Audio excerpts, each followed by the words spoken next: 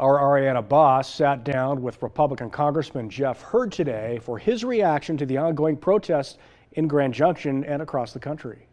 It's about fighting for due process, about fighting for the foundation of our country. The anti-ICE immigration protests in Los Angeles have inspired pop-up demonstrations of solidarity nationwide, including in Colorado Congressman Jeff Hurd's 3rd District. On the heels of a reportedly peaceful protest last night at Grand Junction's Lilac Park, the Republican congressman sat down with us from D.C. with a message for protesters in his district and beyond. We should not be celebrating lawlessness and destruction of private property. This is something that it sows chaos, it hurts families, it hurts communities. Now, by contrast, what we saw in Grand Junction was a peaceful protest. That's an example of the First Amendment properly used. While the congressman shared support for peaceful protests in his district, he also supports the very thing they are protesting against: President Trump's immigration policies and ICE. I stand with the president and with ICE and with law enforcement when it comes to securing our borders and keeping our communities safe.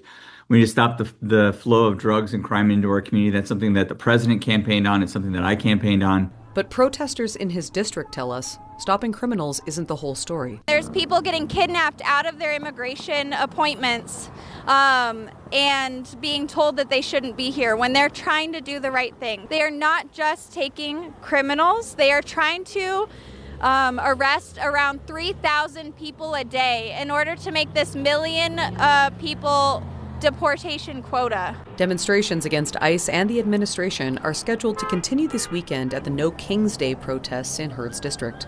Ariana Boss, KREX News.